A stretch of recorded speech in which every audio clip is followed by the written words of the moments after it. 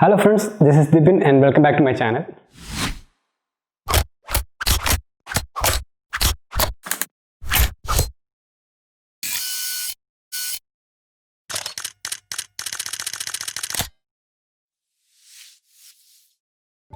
എന്നോട് ഒരുപാട് സുഹൃത്തുക്കൾ പലപ്പോഴായി ചോദിച്ചൊരു കാര്യമാണ് ഒരു ക്യാമറ എടുക്കുമ്പോൾ നമ്മൾ എന്തൊക്കെ കാര്യങ്ങളാണ് മെയിനായിട്ട് ശ്രദ്ധിക്കേണ്ടത് എന്നത്.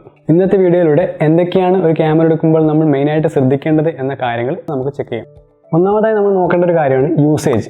അതായത് നമ്മളുടെ പർപ്പസ് എന്താണ്, ഒരു ക്യാമറ വാങ്ങുന്നത് കൊണ്ടുള്ള നമ്മളുടെ പർപ്പസ് എന്താണ്, ഫോട്ടോഗ്രാഫി ആണോ അല്ലെങ്കിൽ വീഡിയോഗ്രാഫി ആണോ, അങ്ങനെയുള്ള കാര്യങ്ങൾ ആദ്യം നമ്മൾ ഡിസൈഡ് ചെയ്യുക. രണ്ടാമത്തെ പോയിന്റ് പ്രൈസ് ആണ്. അതായത് ഒരു ക്യാമറ വാങ്ങിക്കാൻ നമ്മൾ എത്ര ബഡ്ജറ്റാണ് നമ്മൾ മാറ്റി വെക്കുന്നതെന്ന് മുൻകൂട്ടി തീരുമാനിച്ചതിന് ശേഷം ആ ഒരു പ്രൈസ് റേഞ്ചിലുള്ള ക്യാമറകൾ ഏതൊക്കെയാണെന്ന് നമ്മൾ സെർച്ച് ചെയ്യുക. അത്തരം ക്യാമറാസിൽ ബെസ്റ്റ് ഓപ്ഷൻസ് അവൈലബിൾ ആയിരിക്കുന്ന ക്യാമറാസ് മാത്രം നമ്മൾ സെലക്ട് ചെയ്തിട്ട് വാങ്ങാൻ ശ്രമിക്കുക.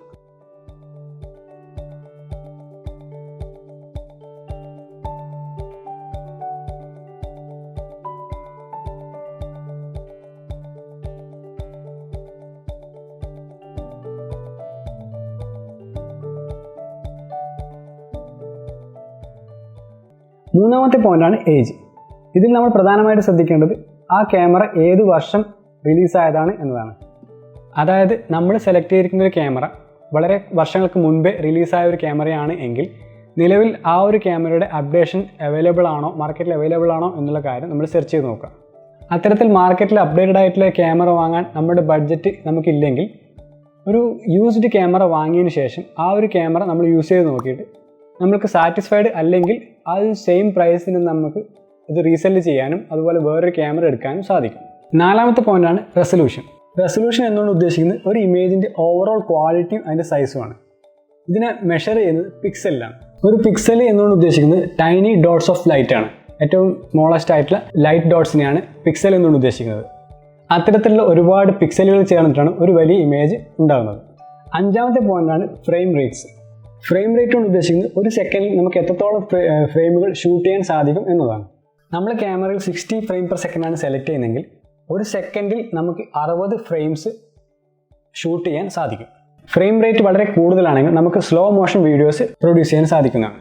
ആറാമത്തെ പോയിന്റാണ് സെൻസർ സൈസ്. ഒരു ക്യാമറയുടെ സെൻസറിൻ്റെ പ്രധാന ഫംഗ്ഷൻ എന്ന് പറയുന്നത് ലൈറ്റ് ക്യാപ്ചർ ചെയ്തിട്ട് അതിനെ ഇമേജ് ആക്കി മാറ്റുക എന്നതാണ്. സെൻസറിൻ്റെ സൈസ് അനുസരിച്ചിട്ട് പിക്ചറിൻ്റെ ക്വാളിറ്റിയും വ്യത്യാസപ്പെട്ടിരിക്കും. സെൻസർ സൈസ് കൂടുതലാണെങ്കിൽ പിക്ചർ ക്വാളിറ്റി വളരെയധികം കൂടുതലായിരിക്കും. സെൻസർ സൈസ് കുറവാണെങ്കിൽ അതിനനുസരിച്ചിട്ട് പിക്ചർ ക്വാളിറ്റിയും കുറവായിരിക്കും. Different types of sensor size നിലവിൽ അവൈലബിൾ ആണ്.